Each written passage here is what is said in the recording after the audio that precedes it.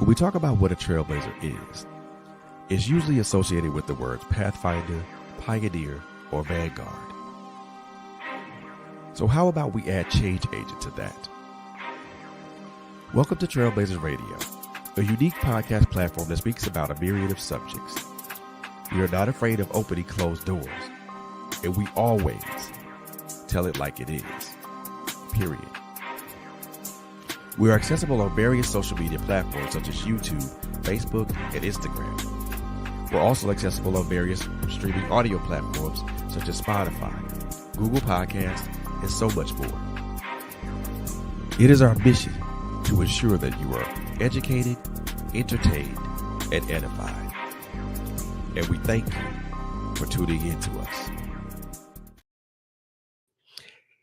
Hey, what's going on? Good Wednesday evening to everybody. Welcome to TrailBlazerz. Welcome to this special edition of TrailBlazerz Radio. I am your host, Mr. Frederick B. Thank you so very much for tuning in tonight. Look, we got a great show for you guys tonight. But before we even get into all of that, man, let me just get some things out of the way, man. First and foremost, thank you guys for continuing to like and follow us and share our platform on our various social media platforms: Facebook, Instagram, YouTube, TikTok. We're also on Clapper. We're also on Rumble. So check us out on those platforms as well. We thank you guys so very much for just doing your due diligence and taking a look at our content, and then if it's relevant and making sure that it resonates with you, and then also following us and subscribing to us and hitting that bell notification to let you know whenever we come back on and when we go live. So we appreciate you for very much.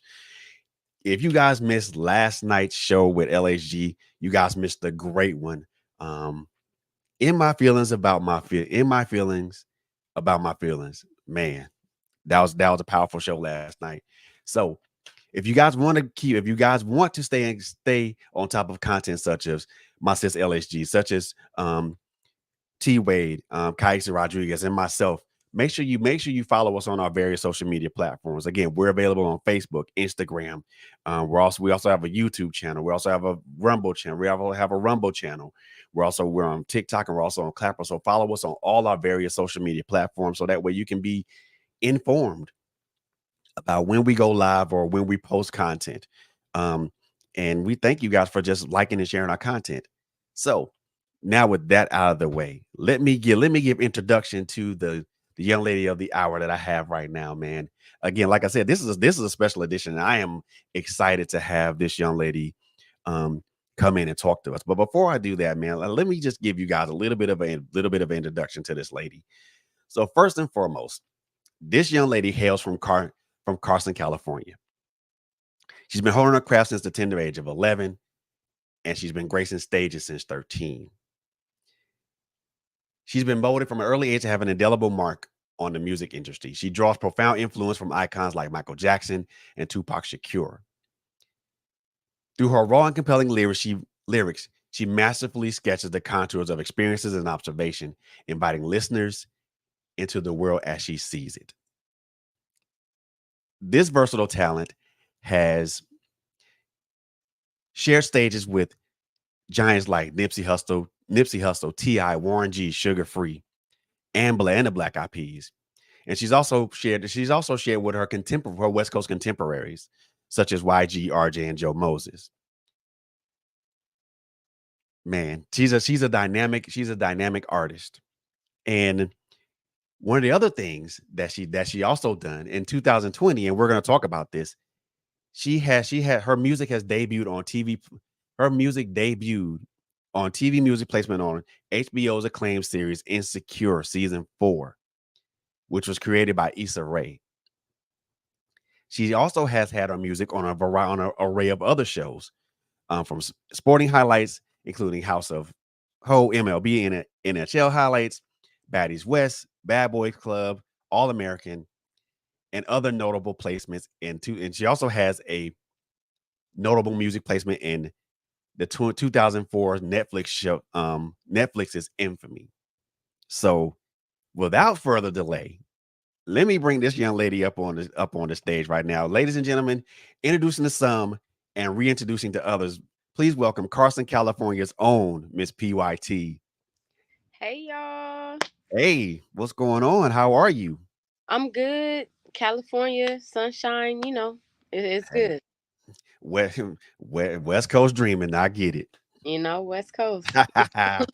How about So, yourself? hey, enjoying the southern heat, and even though it was a lot milder than it has been in a while, which is good, and I'm Okay. glad for that. So, Carson, California, man. Yes. So, I gotta. So, I'm most definitely gonna ask this first thing right here. You've been doing this for a while now, Yes. since 11 years old, and the first time you graced the stage was 13. I mean, was this something that you knew you wanted to do from birth, or was it just kind of something that you kind of eased your way into? For myself, it was kind of something that my mom, I don't want to say she pushed me into it, but at first for me it was just like a writing thing. I Mm, just like to write my thoughts out, and then I like to write songs and stuff like that. And then once she like realized what I was doing, like I spent a lot of time in my room, she seen my journals and she's like, "Okay, you write, like you're writing songs and stuff." Then she kind of pushed me into doing it. But not a bad thing, but I just knew that I was going to write. Like I love to write, and then the writing turned into rapping, and then performing, and then it was just like, okay, this is what I want to do. man, see, excuse me. Like I said, you've been doing it since you were 13, so I consider you. I mean, you've been doing it since you're 13, and whatever Yeah, age you are now, I mean, you can probably consider a seasoned pro at this particular point in time. yeah. Was there any point there where you felt like you weren't able or you weren't built to do this? I would say never in the past. I've always been confident in my ability to do what I do. And I would say that feelings like that, and I'll be truthful, feelings like that haven't started happening until the present. Wow. Um, yeah. And it's mainly just because of the type of music sometimes that they want you to do, the image that they may want you to have. And sometimes you try to explain, well, I got my own, and it's always, well, what they're doing and what they're doing. At first, for me, even when people would do that, it kind of was like, okay, whatever. Like, I just found like little avenues to kind of push through. So it didn't really bother me. But now it's like, okay, yeah, I can say that those feelings haven't started until like now. How do you fight that? How do you fight through that? Knowing that what you're doing, you're you're unique in what you do as far as being a rapper is concerned, but you're being pushed in this direction to follow, status quo or follow what everybody else is doing. How do you fight that? Prayer. Seriously, prayer.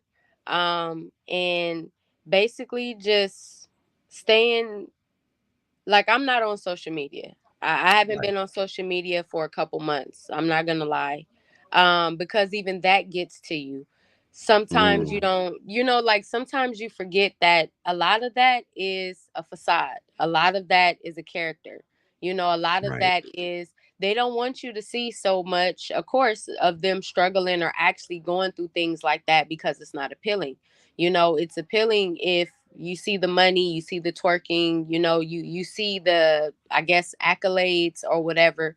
And sometimes, when you see that stuff, you start to think, well, my look at my reality, and I had to get off of social media, and I just really had to, I guess, hone in to myself, Mm, remember who I am, remember the artist that I am, remember and appreciate all the things that I have accomplished and the things that I'm accomplishing now and the things that mhm. are soon to come, you know. Yes. and stop trying to keep up with the Joneses. You know how that saying goes. Oh yeah, because it and the moment you keep up with the Joneses, you will go flat broke. Yes, sir. Yes, sir. Cause and I just I like how you said that because because folks want you to try to want to go with status quo.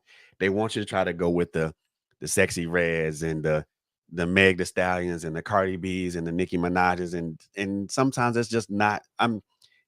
I know for a lot of women, that's a lot of female rappers that are trying to put themselves in this industry. That's that's usually the way to go because let's just call a spade a spade. Sex sells, right?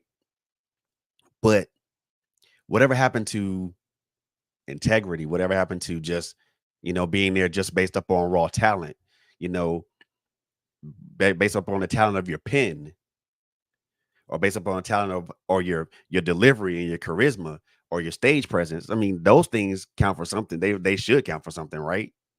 Yeah, they should. Like, well, everything that you're saying, I remember, like, I believe it was Source Magazine.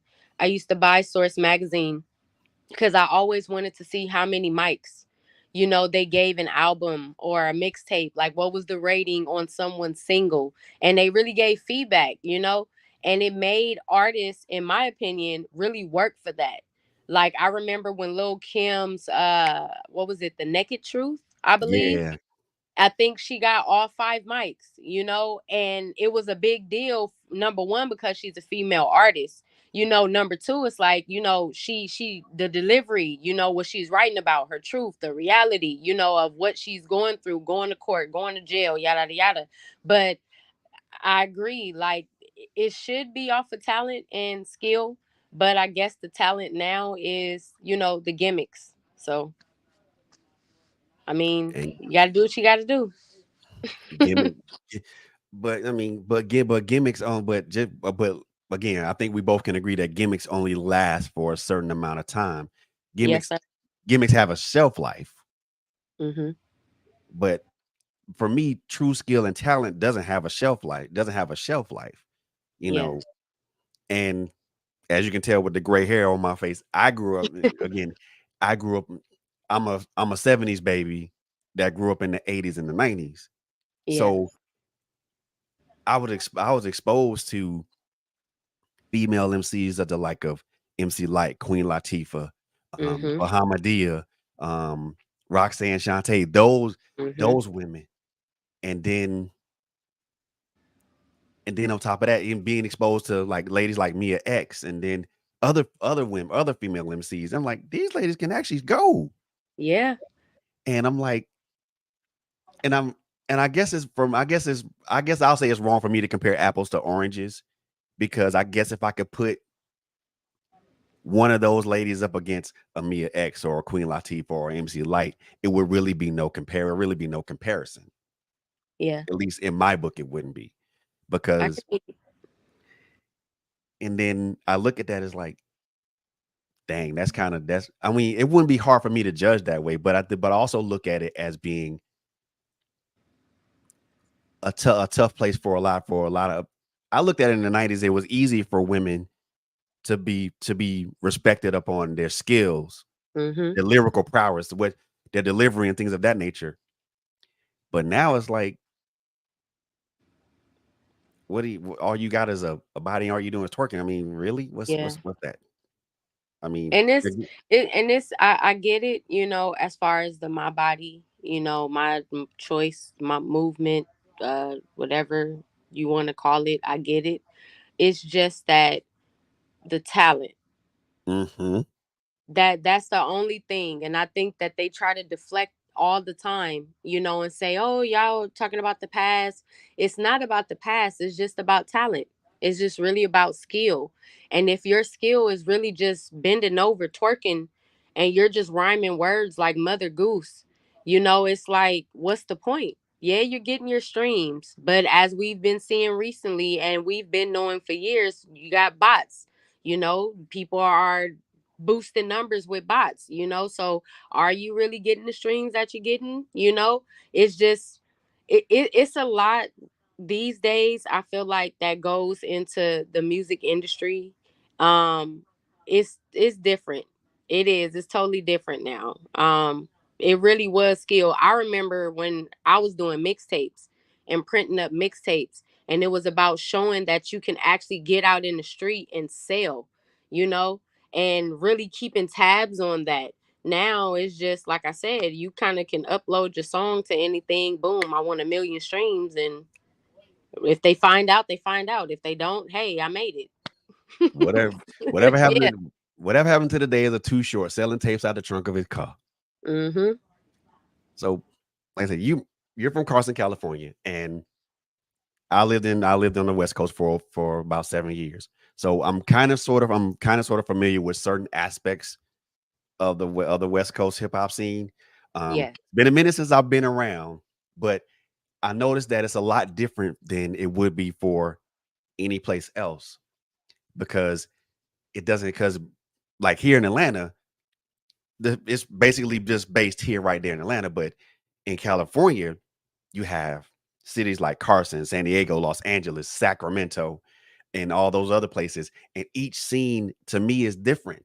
I've seen different instances of each city scene. I've been to Sacramento. I've seen their scene is a lot different than, say, for instance, San Diego or Los Angeles. And I'm like, and I'm trying to wonder, and I was always trying to wonder what that's all about. But then I begin to understand, like, well, nah, it's not about, and I had to learn it's not about gangbang politics. It's just about different vibes and different flavors. So tell me a little bit about the Carson, California's hip hop scene. What flavor is it on? What flavor is it on? What's it about? Well, most people know Carson for Ray J and Brandy. When Right, people hear, Carson's music scene, those are the first people. Those are, just be real. Those are the biggest people. Who's bigger, than Brandy? She. right, So those are the first people that you hear of initially. You have to. It's a lot of Carson artists. So I don't want to say like you have to like dig through the crates or nothing like that, but you would have to look, and I feel like with Carson artists, from the artists that I know, from the artists that I've come across that are from Carson, I would say that our vibe is like we got a story to tell. We've gone through some things. A lot of people think that Carson is just you grow up bougie or something like that. Like they give you that title, and it's not mhm, that. People really do go through things. People do have bad childhoods, or people do have stories of whatever it is that they had to go through in school or whatever. Like people here have a story. So I feel like we're storytellers. We just have a different story to tell.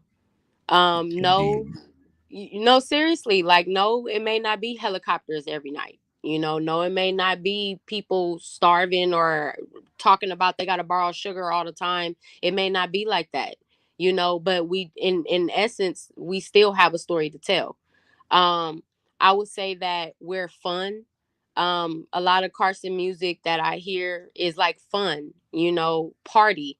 Not so much like um not so much like set tripping, you know it's just like just having a good time. Not so much twerking music. It's Right. just really just having a good time.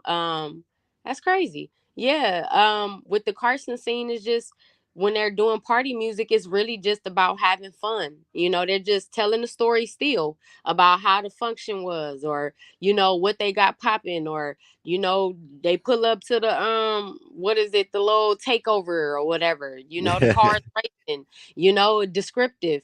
But I would say that Carson, like I said, we got a story to tell. We got a fun vibe.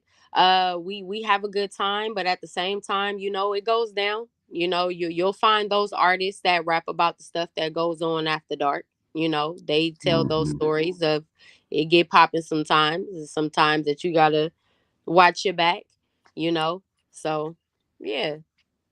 That's pretty good scene right there. I like that. Party music, but also you do have the storytellers, and I think every city or every major area has your storytellers, and Yeah.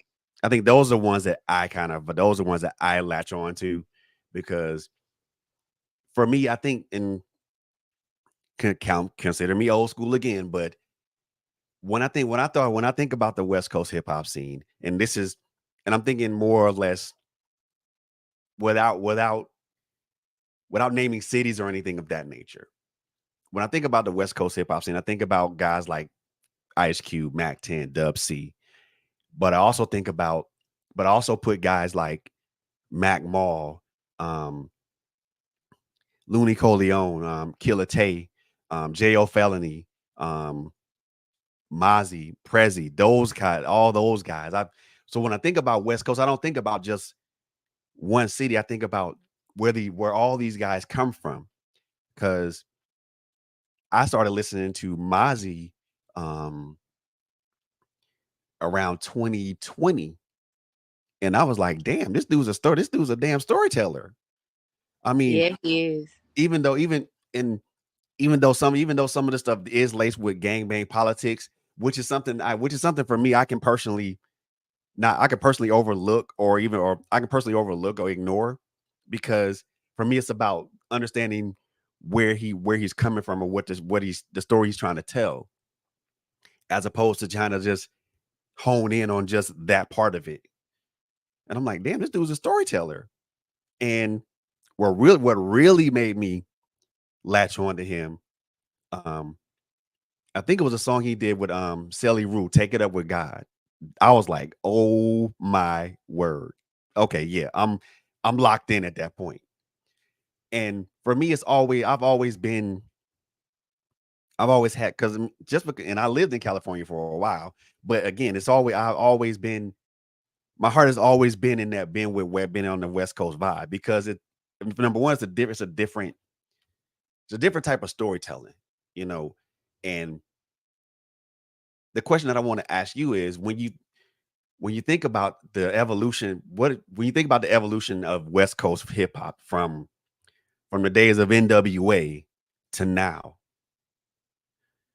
and thinking about the artists that I just mentioned, even artists in your community, in your city, do you think that how big of an evolution do you think you guys have experienced? Or I won't even say evolution. How much I won't say evolution, because a lot of people don't listen to a lot of West Coast hip hop like that. And I've heard people say that West Coast hip hop was dead. I will say emphatically that that's wrong, because if you ain't heard, because I tell people, if you ain't heard stuff from Mozzie or some of these other cats around here, then you sleepwalking.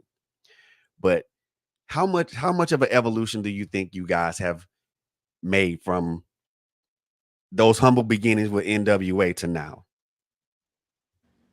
Hmm. It's a loaded question, I know, right? Well, I would say now at this point, and I know, you know, at the end of the day, Drake is still great. But when Kendrick Lamar dropped Not Like Us, Mm, that was a rejuvenation. That was a recharge that the West Coast needed for people to stop doubting, I guess, the West Coast, for people to kind of pay attention again to the West Coast, because I'll keep it real. I myself, it got boring. It got boring. mm, When I came up in the 90s. I was a child, like I was little. I wasn't a teenager or nothing like that. But I remember, mainly like my brother would play like Tupac and he would play like Dog Pound, and I would mm, hear him playing like that type of stuff in his room. So I was curious. My mom, she played church music, but I was curious to hear, what they were talking about. And then, as I got older, it's like what you got the 2000s. Um, Snoop Dogg still dropping music. E40 is really, really, really popular. mm, At that point, Too Short is popular again. Then you got the jerk movement. The jerk movement was popping. You know, people with the skinny jeans, people didn't understand, you know, what was going on with that movement, and it was fun.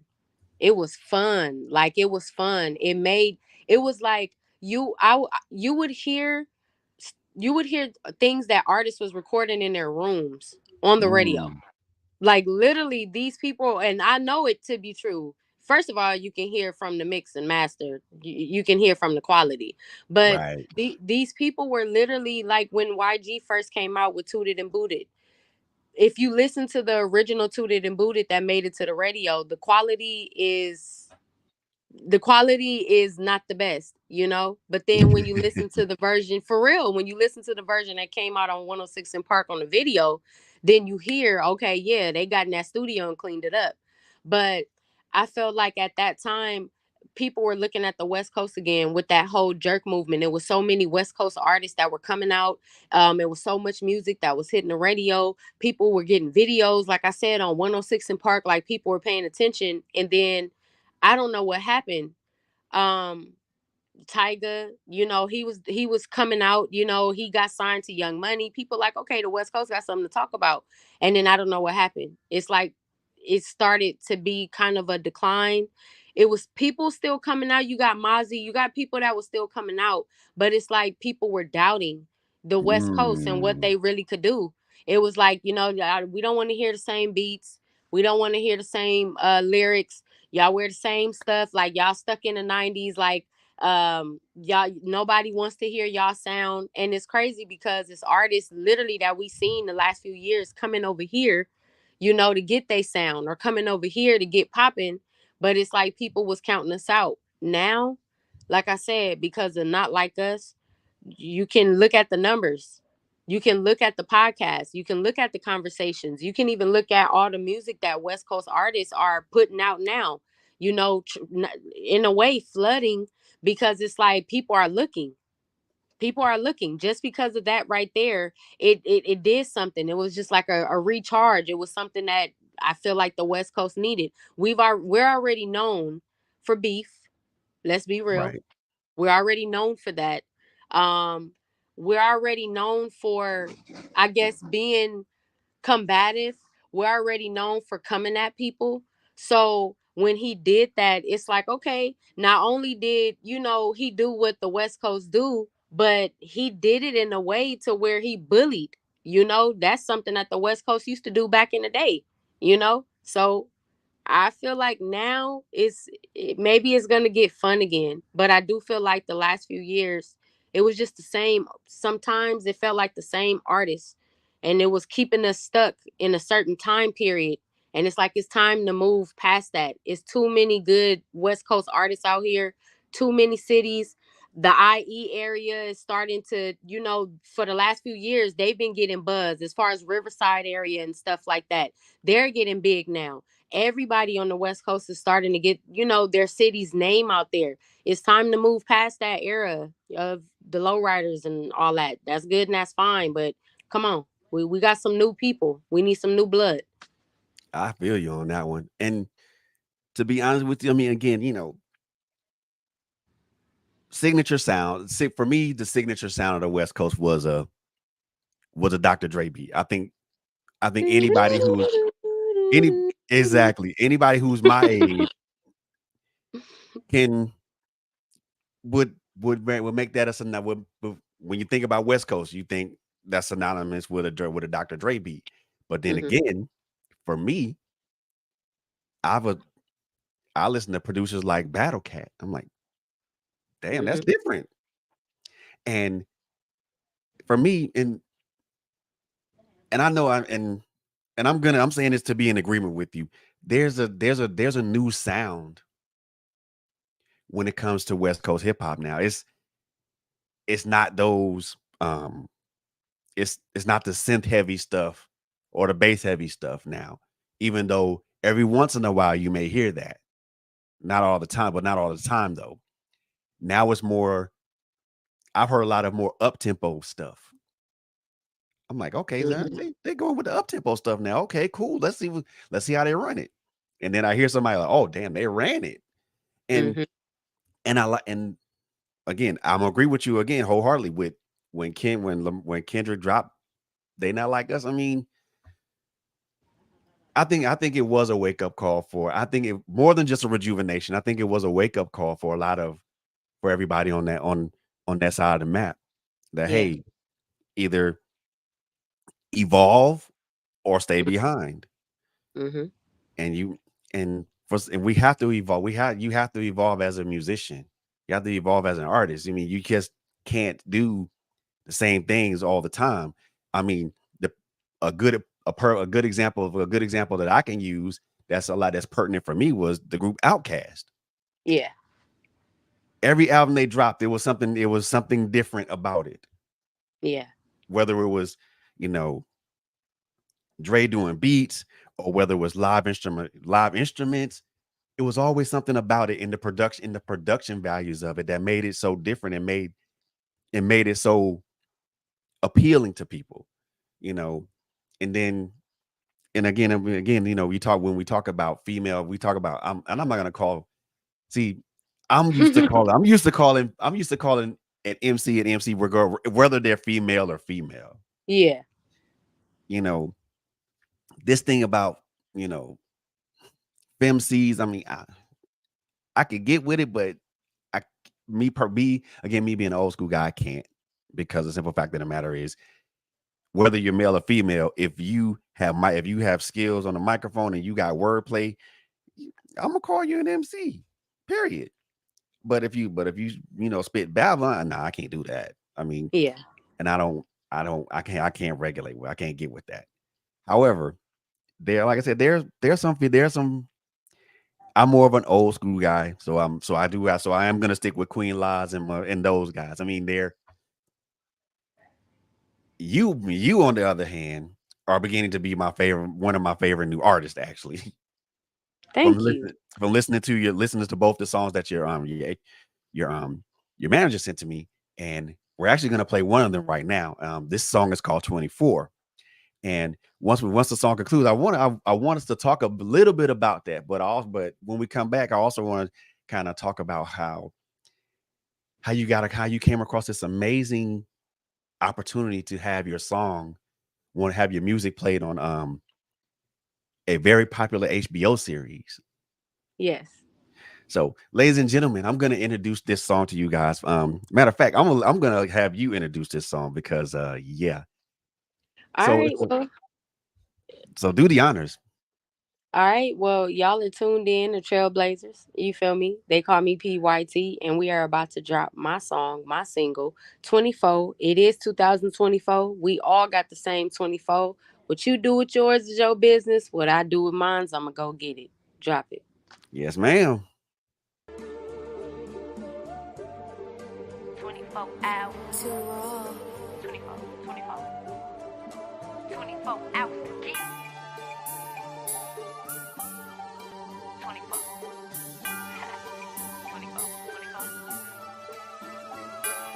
24. Pop a bottle, pop a squat, and hear the speaker speak. Manifesting my destiny, but I ain't here to preach. My granny told me education get you off these streets. I got distracted, fell down, and hop back on my feet. I used to eat ramen, bought boxes and boxes. All that I could afford, that minimum wage profit. Had it in my house, he was leeching, not helping. Could do better by myself, rather be single and selfish. Money started coming in, grinding all day hustling. I refuse a small percent, I won't make no rich. Label me a boss, don't you label me no.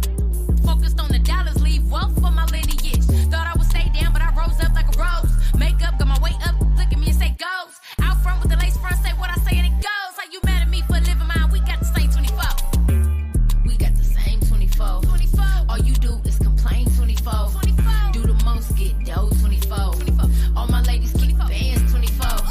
24, 24, 24. 24. That lace go past 24. 24. In a race go fast 24. 24, 24, 24. 24. 24. 24 hours. 24, 24. 24 hours. Get it. 24. 24, 24. 24. 24 hours. Hey, roll a blunt, light it up. Let me talk my. Who else you know popping it? They got the sauce like this. Eating crab legs and shrimp with a boss. We in the wind taking wins and a loss in the bits. Where's the trip? Cause secrets in the back of her whip, talking a house party. We kept the house party jumping. Wasn't nothing if it wasn't a CMSD function. And on that note, gotta say, rest in peace, Beezy though. Jacuzzi full of freaky shake some video. Now that I think about it, I was like 24 and had the 745 sitting on 24s. Whoa, I mean, you could check the credentials. Might have reached to make a beat just to show you that I'm official. Cause you so forgetful and I'm hard to forget. Actually, me and P.Y.T hard as it gets. So what you mad for? We got the same 24. All you do is complain 24. Do the most, get dough 24. All my ladies keep bands 24. 24. That lace go past 24. In a race go fast 24.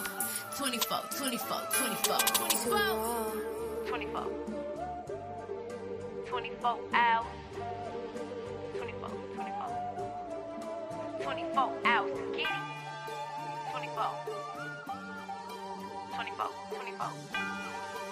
24 hours.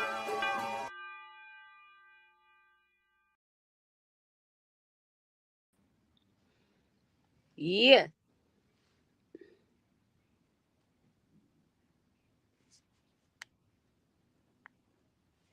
Hello?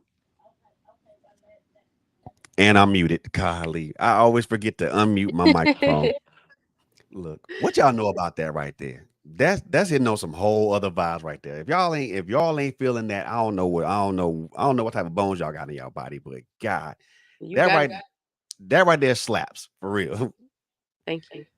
And the what I like about the song is that it's not anything that's like negative. It doesn't speak about any negativity.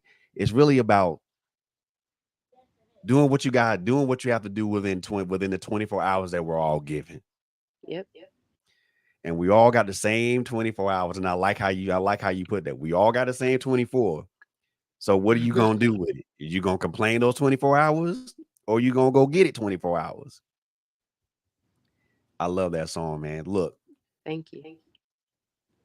that song already is gonna have consistent airplay in my headphones and in my phone. So Thank you. so trust and believe that's what that is. Look, that's on that. I mean, if I have microphones to give out for that song, I'm gonna get out on a solid 5 mics. Um, Thank you. who was who was the gentleman that did the second verse with you? That's the homeboy. He's also a phenomenal artist from the West Coast, like a Q-Tip, J. Cole, Nas, lyrical type. His name is O'Shea. Yeah, O'Shea. At You Can Call Me Soap. Mm, UCANCALL. You can MESOAP. UCANCALLSOMESOAP. You can I call me soap. I like that. I mean, and again, the flow is a solid, nice consistent flow, a nice solid.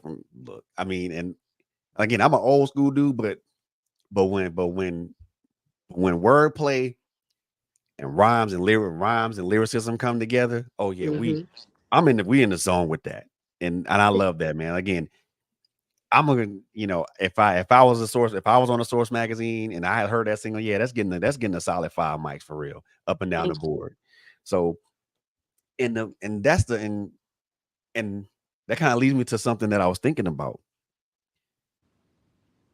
You mentioned that the West Coast had caught a bad rap for a long while because of the simple fact of the aggressiveness of how a lot of your contemporaries flow and things of that nature, but also with the gangbang politics. Hmm. And but you also mentioned that there's a rejuvenation of that when Kendrick Lamar dropped They're Not Like Us. Hmm. Now, the question that I'm going to ask is this: Do you think that song, along with songs like yours and other artists, do you think that's gonna help rebuild that kind of, I won't say bad rap. I won't say a bad reputation, because even there's some artists that we have down south that have given the South a bad reputation. But do you Yeah. think But do you think songs like yours and Kendrick's, or is that going to be something? Is that going to be the building blocks to help build that rep back up, I or think so. or should I say, continue to build it back up? I think so. Of course, my song is not as big as Kendrick's, but for anybody that heard it, I hope that you like it. And if you want to give it another listen, search They Call Me PYT 24. Video is out.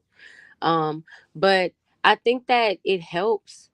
I do. I think that it is definitely, if it's not foundation, you keep building then until it is a foundation.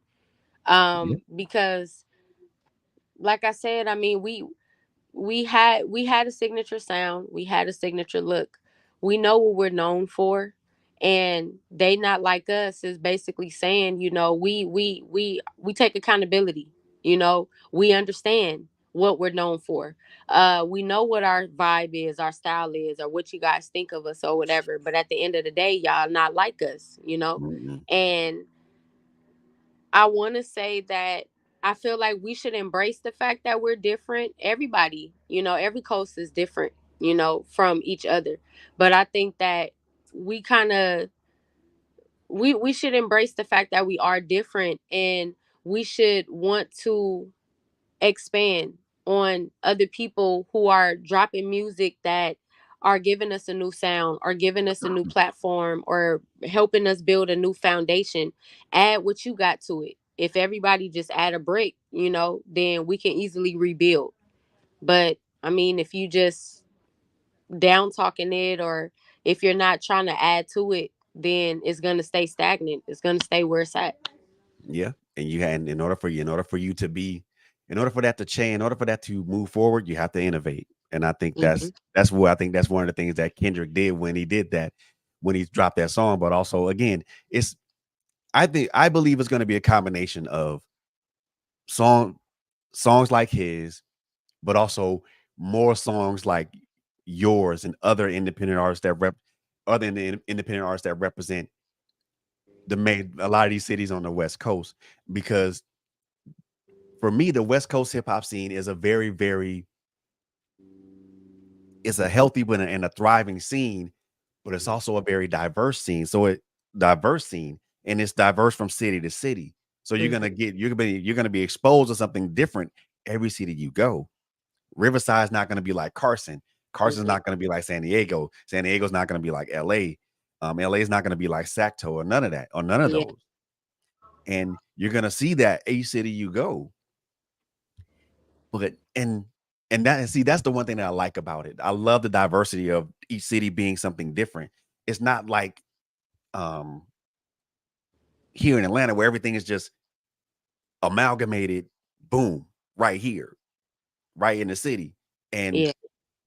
everybody's hailing from Atlanta, but everybody's hailing from Atlanta.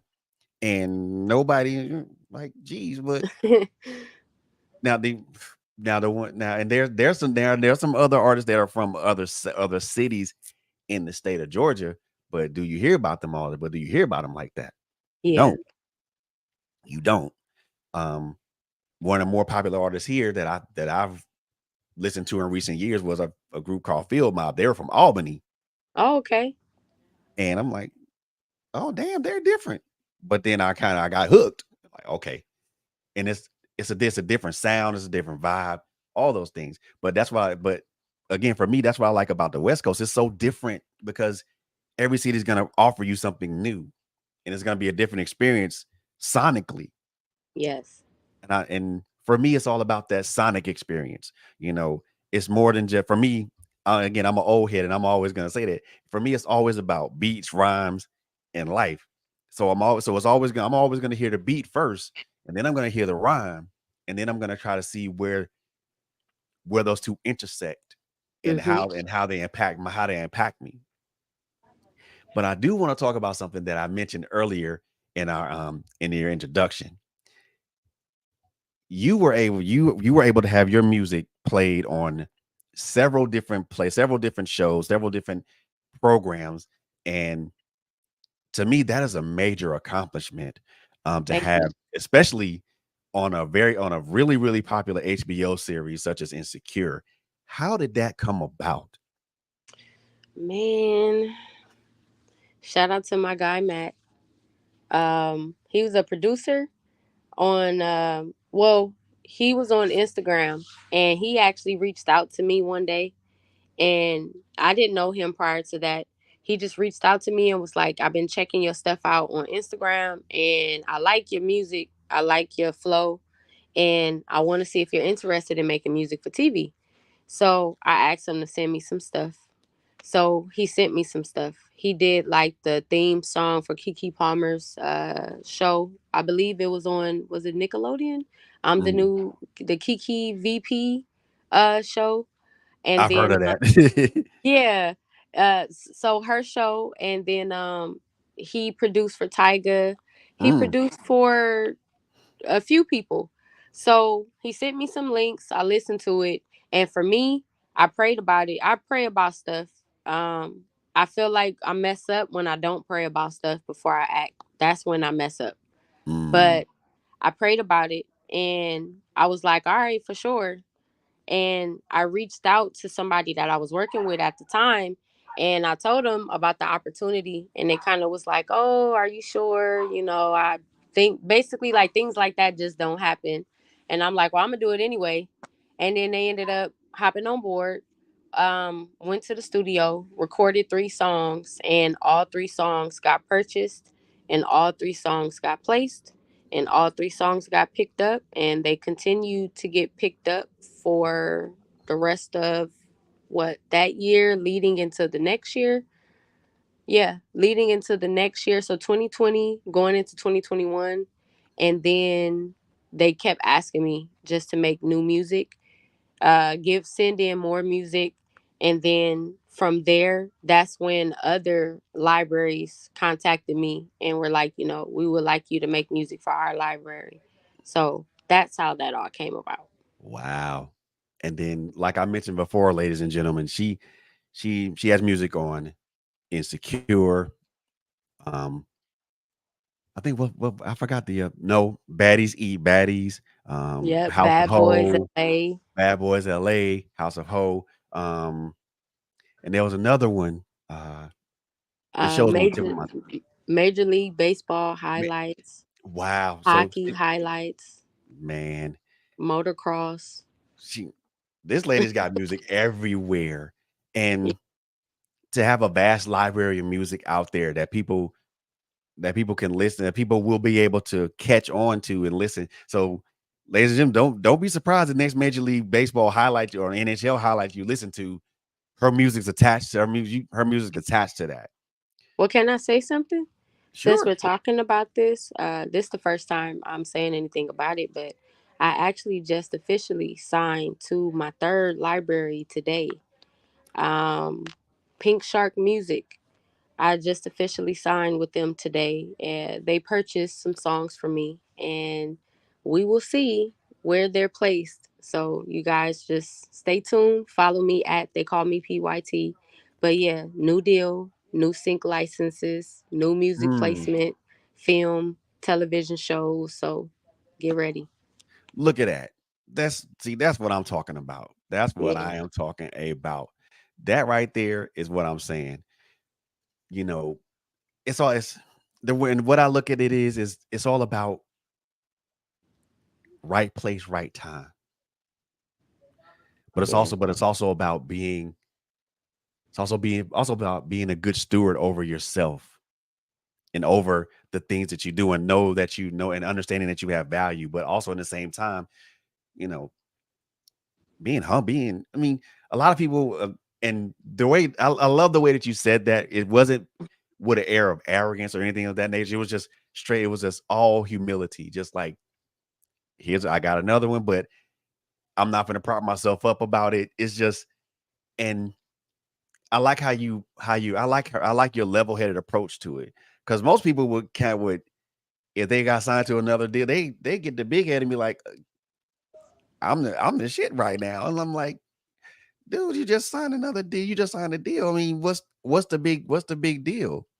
For I mean, me, I don't want it to be taken away. Like exactly. I really believe in God, and I don't want it to be taken away. Just as easy as it was given, it can be taken away by me being boastful. cocky, arrogant, and it's a good feeling. Don't get me wrong, but I'm still gonna be humble about it, and I'm gonna be appreciative. If I'm too humble, hey, sue me. But I don't want it taken away. And like I said earlier, if I don't pray about stuff, things don't happen the way that they should. And Mhm. if I'm not humble, I've had it happen. If I'm not humble and if I am braggadocious, um, it does get taken away. Or then something difficult happens. It's a struggle. It's something that happens to kind of whip me back into, okay, now I'm giving you these things, but calm down, you know? Got you. So But at the same time, it does speak to you being a good steward over yourself, and thank also you. understanding your career path and understanding understanding that these things are in alignment with your ultimate goals. Yeah. A lot of people don't look at things in that manner. And I said this on a couple of podcasts before, that we can be good stewards over the things that we have, which is all well and good, but are we good stewards over ourselves when it comes to our wants, needs, and the goals we want to reach?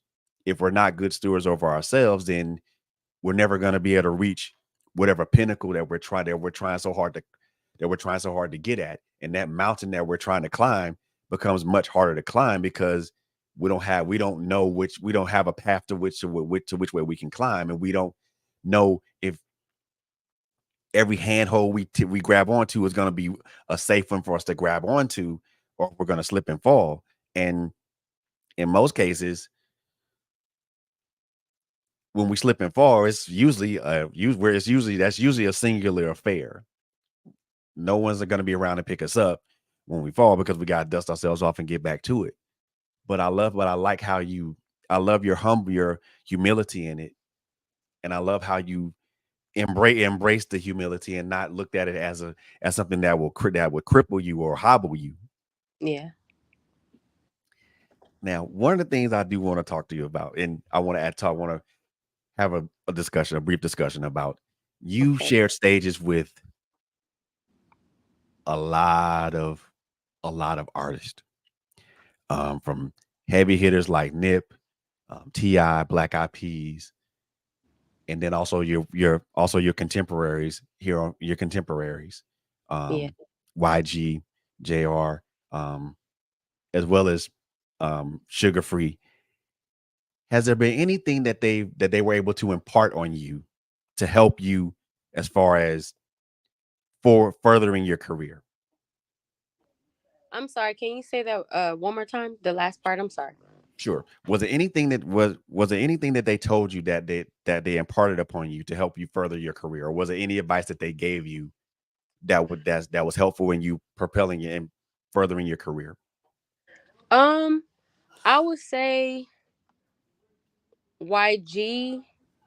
We did a show in Las Vegas, and I opened up. It was for some children. It was like for schools. Hmm. It was a weekend show. They came to like a youth center or something, a auditorium or something, and I performed first, and then he performed, and he was just saying, basically, don't lose yourself in the industry. He did mention, just the whole selling your soul thing, and don't the things that they wave in front of you, just don't lose yourself.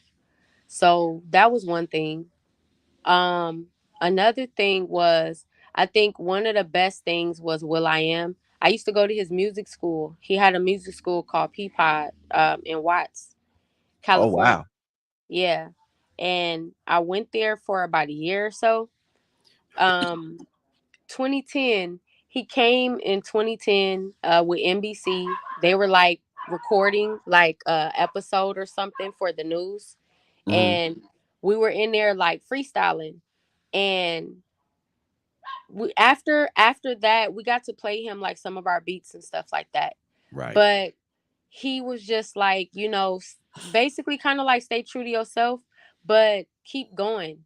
like don't stop. Like everybody may not like what you're doing. Everybody's gonna critique. Everybody's gonna have a criticism. Everybody's gonna have something to say. But just do you, and then that was like the year after Michael Jackson died. And I remember he basically mentioned, like, he used to tell me, like, you got to feel it, you have to feel it.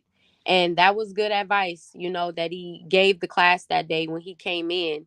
And just being able to freestyle with Will I Am. Like, I'm literally Mm, sitting there going back and forth, freestyling with Will I Am in the studio, and I'm like 19 years old. mm, So I think that was probably, those two things were probably the best for me. Just stay true to yourself, don't let everything that glitter is not gold, and you have right. to do what you feel.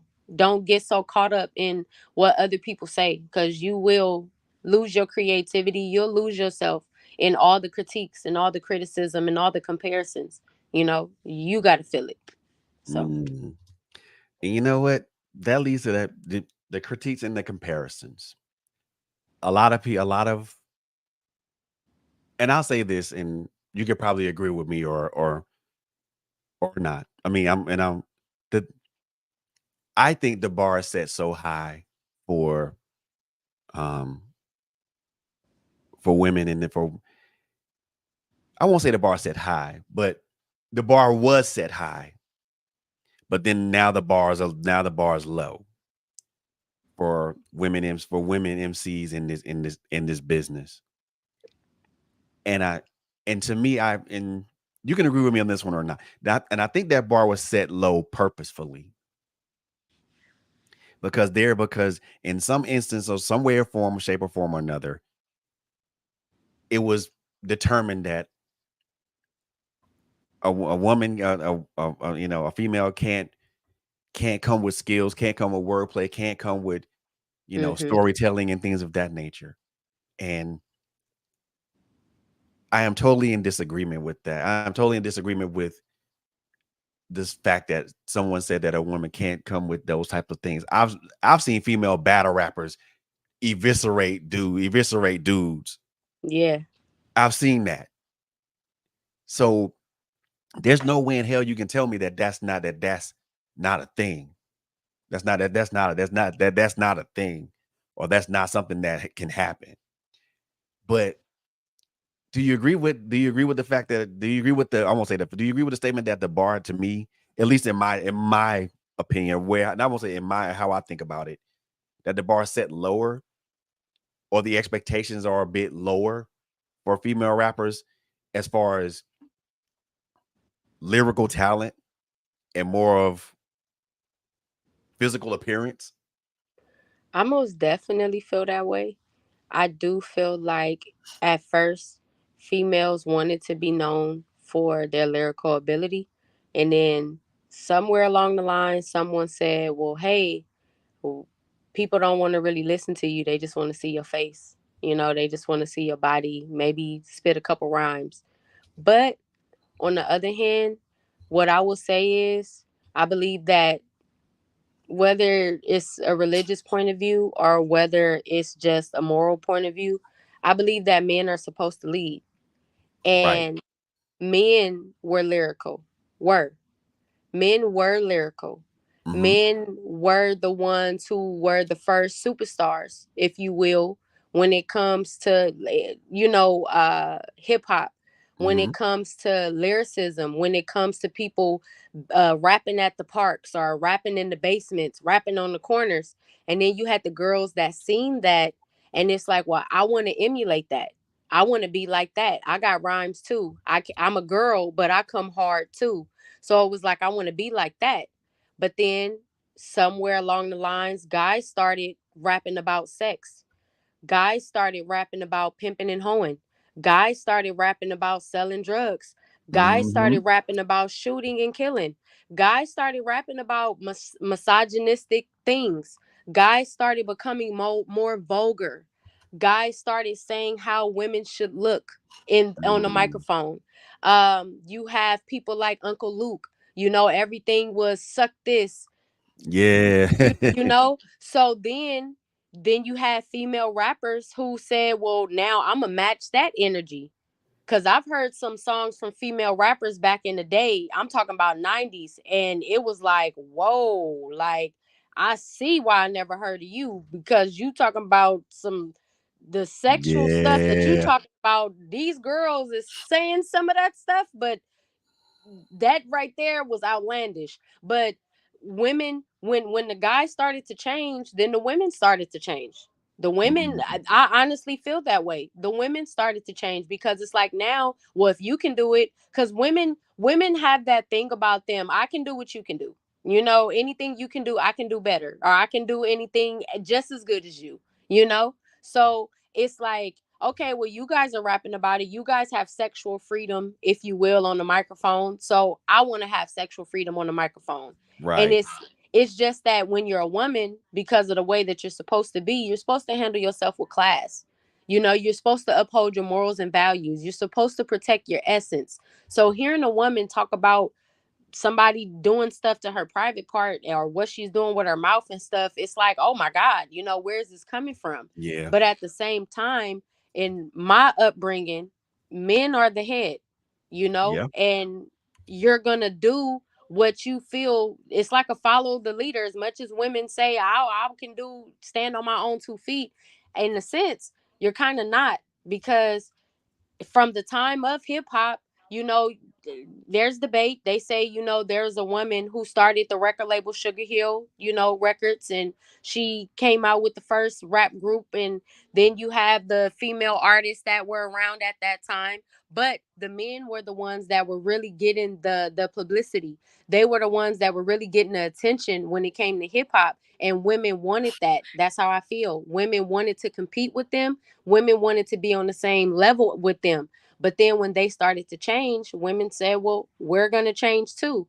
And I just feel like it got out of hand, because now it's like, I feel like women made that choice. I feel like it was partial. Women made that choice. And then I feel like there were men who said, well, sex sells.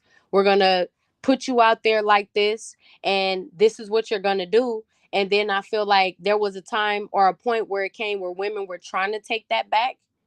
And then now Mm. it just got out of hand. It just really got out of hand, because it's not even like you're trying to compete with the guys anymore. No. Now you're just, who's the most vulgar, who can be the raunchiest, So that's just my honest opinion of it. I would agree because again, you mentioned a really interesting point because initially when all this started, it was us guys that kind of that did that led the way, you know. And at first it was in that point of it being, you know, lyrical and things of that nature. And a lot of women want to match that energy with being lyrical and being lyricists and stuff like that. Then, like you mentioned with Uncle Luke, as certain things began to devolve, Hmm. certain other things began to evolve. I With like that. when you had Uncle Luke and stuff like that saying now is when that began to me that began the de-evolution of it in that point. But then it also started the evolution of a new generation of women and female female Hmm. rappers that were that okay. You talking about sex? I'm gonna talk about the same thing. You, Hmm. I'm a match. We gonna match energy. We gonna match energy now. And I think now at this particular juncture in hip hop, now that hip hop's over 50 years old now, I think it's about time that we stop trying to match energy Yes. when it comes to that. Look, if and again, for me, it doesn't matter if you're male or female. If you got skills, you got wordplay, and you can rhyme, you can rhyme. I'm calling you an MC. I mean, and a lot of people think that that's a low bar, and for me, it's not a low bar. Yeah. To say it's not a low bar, it's a high bar because again, me growing up with women who could go, who can live, who can go rhyme for rhyme with a dude. Hmm. That's a bar. That's a high bar to set. I mean, you know, a lot of people can't say. A lot of people can't put can't put like a Little Kim and a Nas in the same sentence. A lot of people Yeah. can't put a Queen Latifah or a Talib Kweli in the same sentence. Yeah. Me personally, I could actually put Queen Latifah and Talib Kweli in the same sentence Yeah. because they both Queen La can go, Talib can go. And and for me, I'm not gonna compare discography or anything of that Yeah. nature. It's about a vibe. You know, Mia X had that. I think maybe 2 albums in the span of her career, and then a lot of other stuff going on after that. But the one that stood out to me was Unladylike, and Mhm. because for me, it really showed the depth of a woman who wrote her rhymes and took the time to craft that stuff, craft her rhymes and write stuff that was relevant. And for me, that's something that's missing, especially on the female side of it, but also on the male side of it too. Yeah. Because it's missing on both ends of it. But I'm also not gonna say let's take it back to the old school, to the break beats and the break dance and stuff like that, because that era's long gone. Yeah. And I'm not gonna say take it back to the era of De La Soul and all those people, because again, that era's long gone. Yeah. The LLs and all them. Yeah. And these guys are these guys are still active to this day. Oh yeah, Buster's don't still, sleep, cause LL his new stuff lyrically, bro, he ain't lost no touch.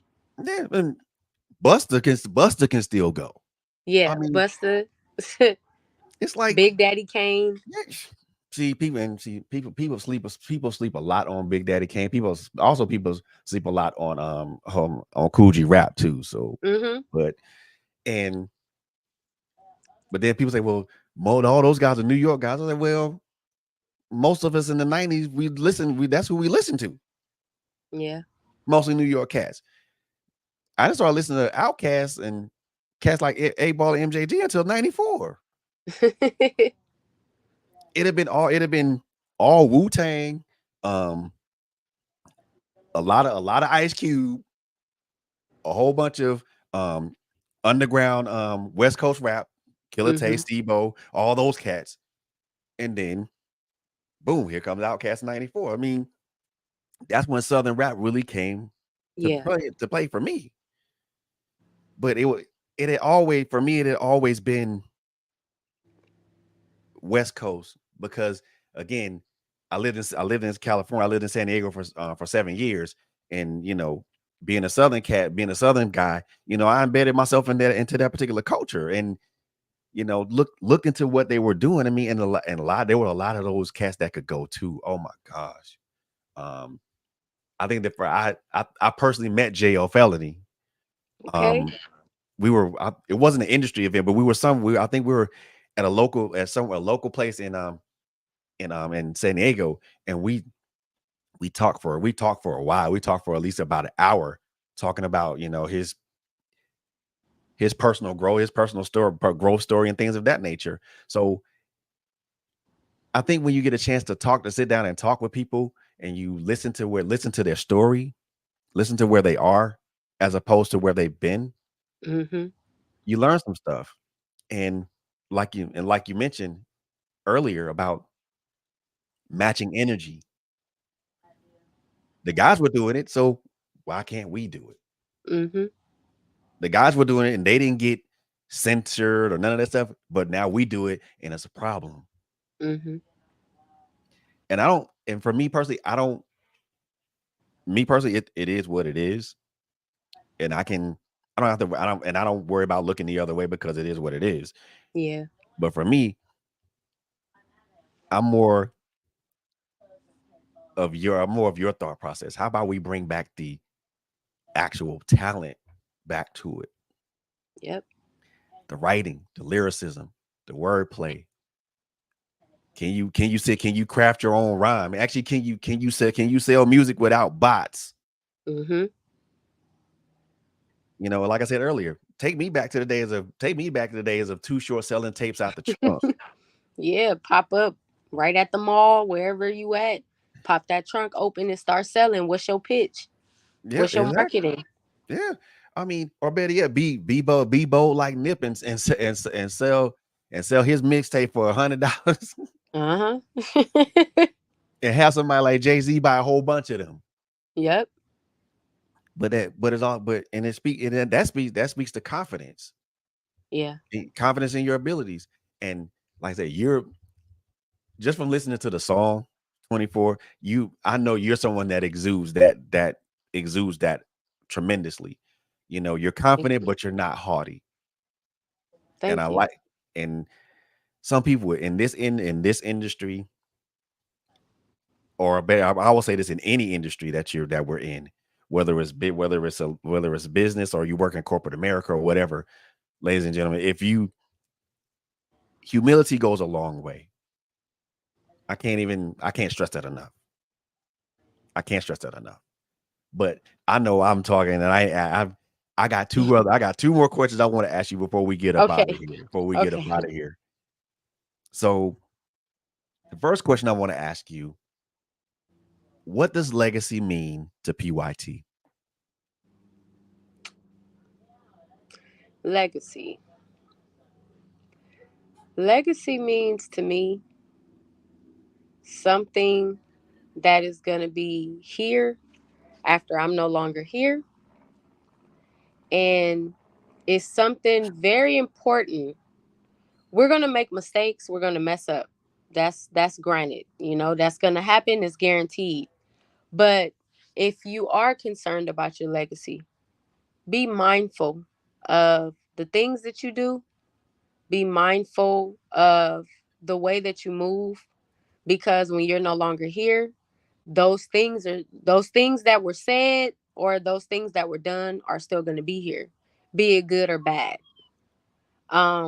So like the way that I try to move, as far as not thinking, oh, I'm gonna die today, but just thinking, if I die, what would people say? I Like I said, we're gonna make mistakes, but if I know for a fact that this doing this or saying this is gonna mess up me, and if I'm no longer here, these are the things that people are gonna be saying about me. I'm gonna really just watch the way that I move, and just really be mindful of the fact that when I'm no longer here, my name and my work is still gonna be here. Whatever Mm, I've done is still gonna be here. So legacy is important to me.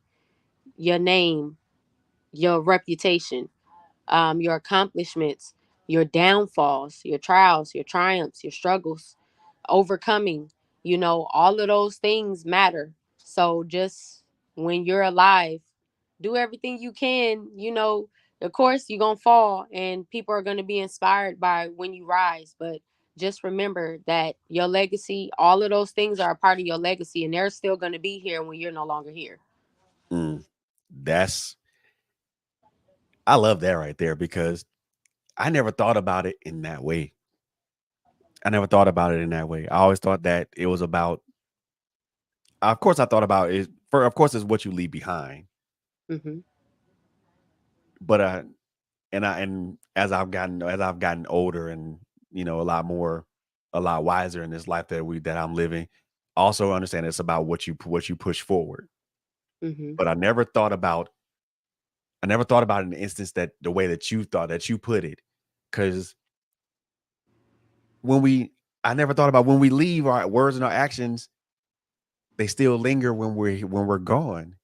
Yep. So those things that we've said to someone that hurt them, when we leave, that's still gonna stay there with them, Yep. because that's gonna be the last thing that they may have heard would have heard of us, or may have thought of us, heard of us. Or if we took an action or an inaction, when we leave, that's the last impression that person has, that we didn't take an action or we took an adverse action towards someone. So Yep. I love how you put that. So to kind of paraphrase what she said, ladies and gentlemen, be mindful of your actions and words, because Yes. they will still linger when you're gone, Yep. and they have a lasting impact on the people that they affect. Mm. Mm. That's a food for thought. That's some real food for thought right there. I'm gonna take that one with me. I'm gonna take that one. I hope you don't mind. I'm gonna take that one with me. No, put it in your pocket. Take it. It's already in the pocket. Now the last question I'm gonna ask you before we get out of here is, I look at life as a marathon, kind of like, well, when Nip says the marathon continues and things of that nature, but I look at it in a little bit in a different way. In a marathon, there are 3 stages. The first stage is just starting phase, to where you're just where the starting gun sounds, and you're moving and you're beginning to get your pace. And then here's the middle of the marathon, to where you're at that prescribed pace and you're moving strongly. And then you have what we all call the finish. Now, I want to preface this by saying, when I say finish, this does not mean end of life finish. There, when I talk about a marathon and the stages of it, it doesn't mean end of life. It means it could be end of a end of a career. It could be the end of end of a phase for you, or it could be the end of a trial or a tribulation and things of that nature. So it doesn't mean end of life, because a lot of people say there ain't no not an end of life thing. But the finish is this: you're still running at your prescribed pace and you're going strong. The finish line is, the finish line is directly ahead of you, and you're moving strong towards the finish. Not the end, not to an end of life thing, but to maybe the Yeah. finish of a career, or maybe the finish of a journey that you're taking. Thinking about all the things that you've experienced in life thus far, and also your career, and the accolades and the accomplishments that you have up to this point. Where do you see yourself in your current marathon right now? At the start, in the middle, or are you nearing the finish line? I found my pace. I think I found my pace. In the I middle. got Yeah, I'm in the middle. I got my breath. I know what I'm capable of. I know my strengths. I know my weaknesses. So yeah, I'm in the middle of my race right now. You know what? I didn't lost some. I didn't won some. I feel like this is triumph. Like I don't want to sound old, but I feel like I'm Jesse Owens when he ran in, what was that, Berlin? Mm-hmm. And he had Hitler sitting up there watching, waiting for him to lose. Just knew he was gonna lose. And he came out there with his confidence. He came out there like he found his pace. He was running in his rhythm. That was his race. So that's where I feel like I'm at right now. Like I'm not in the beginning. I'm not this is not tryouts. This is not my first relay, my first sprint. This is no, like I'm in the Olympics. This is my time and I got some laps to go. I don't know what lap I'm on, but I still got some laps to go until I hit the finish line. I love that. You say you've been around the block before. You're a veteran. You know what's going on. You know what's at stake. So you know how to perform at a high Yes, level. sir. Look at that. I love the profoundness. First of all, I love the profoundness in how you approach not only you approach your career, but also how you um approach life. Um, Thank you. you keeping God first in where you are, but also you're making sure that your eyes are always forward. Yep. And with there's always gonna with new deals and new things coming, on a daily basis. I mean, that's always something to look forward to. Um, I love it, man. I love it. I have literally enjoyed the time that you've been able to give me today, Me tonight. too. I want to give you this one. Want to give you this opportunity to let everybody know who you are, where they can find you at, and if you have like any appearances, in the local in your local area, you can most definitely announce those right now. So you have the floor. Go ahead. All right, y'all. They call me PYT. I'm a female hip hop recording artist, writer, performer from Carson, California, as you've heard. And if you've checked out this interview and you like it, you heard the song 24, or you want to see more, get to know me more, follow me at Instagram, they call me PYT. Facebook, they call me PYT. YouTube, they call me PYT. Twitter, at they call me PYT2. SoundCloud, they call me PYT. Spotify, iTunes, Tidal, all streaming platforms. They call me PYT. www.theycallmepyt.com. And if you can't remember all of that, Google me. They call me PYT. And what I got coming up, like I said, I just signed a deal for another sync license deal. More music on television, more music on movies. So just follow me, okay? Follow me. New music is going to be dropping and new endeavors as well. So just follow me again at They Call Me PYT. Everything is They Call Me PYT. And y'all be blessed.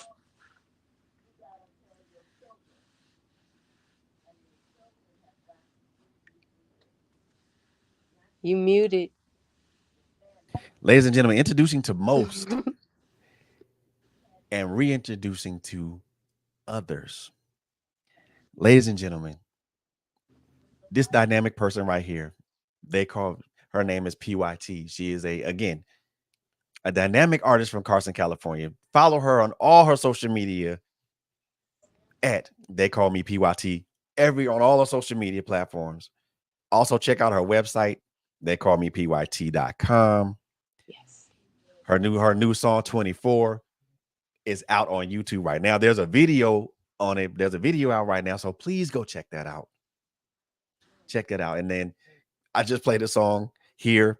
It was a radio edit because we try to be a family friendly type environment here. It's all good. But one thing I will say about this young lady, besides being focused, the one thing that stood out with me when we talked, and one thing that she kept mentioning is that she always prays about things before she endeavors to do them. Because if she doesn't pray about it, it won't turn out the way that it's supposed to turn out. Prayer does change things, y'all. And it can be something that can lead you to a path of where you need to be. This young lady right here is to me is the perfect example of that. Any opportunity she's been given, she prays about it. And Yep. then if it's something that God's going to agree with, she's going to run with it. And if it's not, she won't run with it. And that's evident on her path. Not just her path in the past, but her path forward. And we at Trailblazer Radio I won't say would, we will. We will be a solid, we will be a supporter of you, Thank you. of your music and of your endeavors. Anytime you got new music or you want to, excuse me, you want to talk about something, Sukasa, Okay. Sukasa, Mikasa, Sukasa. So come on in. Um, I will make sure that I clear with your manager first, and then we'll go that route. But Thank you're more than welcome to come back and visit us at any time. Just let me know. Just let us know when. you. Um, Thank you. you're so very welcome. And again, me personally, and from on behalf of Trailblazer Radio and myself, we wish you the very, very best in all of your endeavors, from not just from now, but from this point forward. And I also want to tell you that God's gonna keep you, and He's gonna continue to keep you and sustain you through all the things that you got going. And no matter what because you pray, there's always a clarity. You always find clarity in that. And you're a person that moves with clarity, and not in not in muddy waters. You prefer to move in clear waters and not muddy waters. And Yeah. and that's admirable. So we wish you the very best in all of your endeavors, and we wish you good fortune. We wish you um we wish you health, wealth, both spiritually, both emotionally, both physically, and in all areas of your life. We wish you health and wealth. Thank you. You got a brother, and you also have another bona fide listener over here. For sure. I appreciate that a lot. I really No, do. no problem, no problem at all. Ladies and gentlemen, that's going to conclude this episode of Trailblazers Radio. As you've heard from of the Carson, California native, Miss P.Y.T. Again, follow her on all the social media platforms. They call me P.Y.T. Also, check out our website. They call me PYT.com. And check out our new video 24 is out right now. Check out the song 24 right now. Check her out on SoundCloud, everywhere that you can find her. Check her out. Make sure that you follow her and you lock in with her when you find out what's going on with what you find out what's going on with her. And that's going to conclude this particular show for tonight. But I do want to leave you guys with a thought, a brief thought, mind you. When we look at the path of our lives, we always wonder if something about our lives is going to intersect, or if we're ever going to intersect with anything or anyone. The way I see that is that you should never worry about if you're going to intersect with anything or anyone. Just continue to move forward. Of course, people are going to enter your life, and they're either going to make an impact or they're going to be a hindrance. Take those as they are and keep moving. People are going to get on your bus, and they're going to ride your bus until they get to a designated stop. Don't be angry when they get off their designated stop. They were supposed to get off there.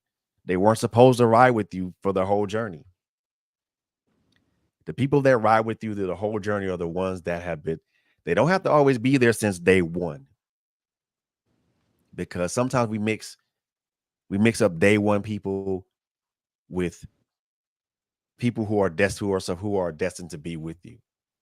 Day ones are just that day ones. They've been with you from the start, but they're not going to always be with you there to the finish. So think on this as you guys wind down on this Wednesday evening. It's not about who we bring. It's not about who we bring on in our lives. Because we bring on a plethora of people into our lives. It's about those people that remain when things get rough and when things get tough and things get tumble and heavy.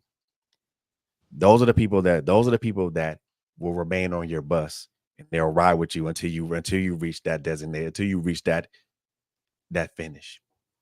Mm-hmm. Keep that in mind, folks, as you guys go through this Wednesday evening. I love y'all to life, and I love y'all to live.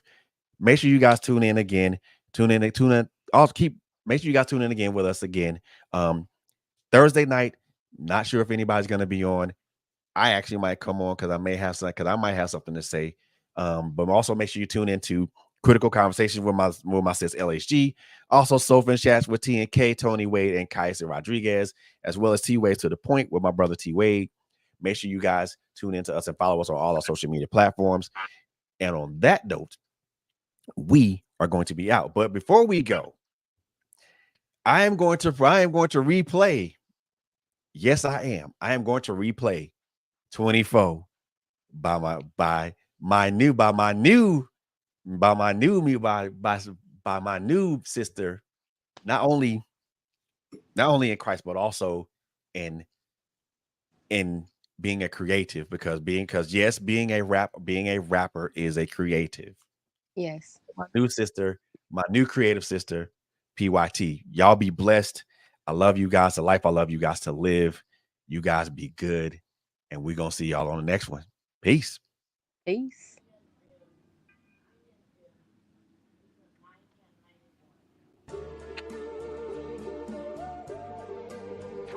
Out. 24. 24 hours to get it. 24. 24.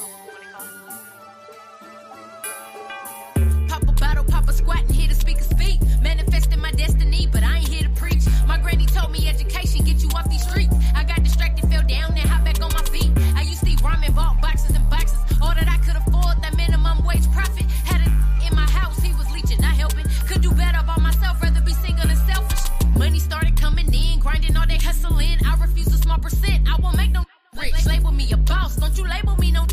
Focused on the dollars, leave wealth for my lineage. Thought I would stay down, but I rose up like a rose. Makeup, got my weight up, look at me and say goes. Out front with the lace front, say what I say and it goes. How you mad at me for living mine? We got the same 24. We got the same 24. 24. All you do is complain 24. 24. Do the most, get dough 24. 24. All my ladies keep bands 24. 24, 24, 24. 24. That lace go past 24. 24. In a race go fast 24. 24, 24, 24. 24. 24. 24 hours. 24, 24. 24 hours to get it. 24. 24, 24. 24. 24 hours. Hey, roll a blunt, light it up. Let me talk my. Who else you know popping it? They got the sauce like this. Eating crab legs and shrimp with a boss. We in the wind taking wins and a loss in the bits. Where's the trip? Cause we was doing spectacular back when West B was stuffing speakers in the back of her whip, talking a house party. We kept the house party jumping. Wasn't nothing if it wasn't a CMSD function. And on that note, gotta say, rest in peace, BZ though. Jacuzzi full of freaky. Shake some video. Now that I think about it, I was like 24 and had the 745 sitting on 24s. Whoa, I mean, you can check the credentials. Might have reached to make a beat just to show you that I'm official. Cause you so forgetful and I'm hard to forget. Actually, me and P.Y.T. hard as it gets. So what you mad for? We got the same 24. 24. All you do is complain 24. 24. Do the most, get dough 24. 24. All my ladies keep bands 24. 24, 24, 24. 24. That lace go past 24. 24. In a race go fast 24. 24, 24, 24. 24. 24. 24 hours. 24, 24. 24 hours to get it. 24. 24, 24. 24. 24 hours.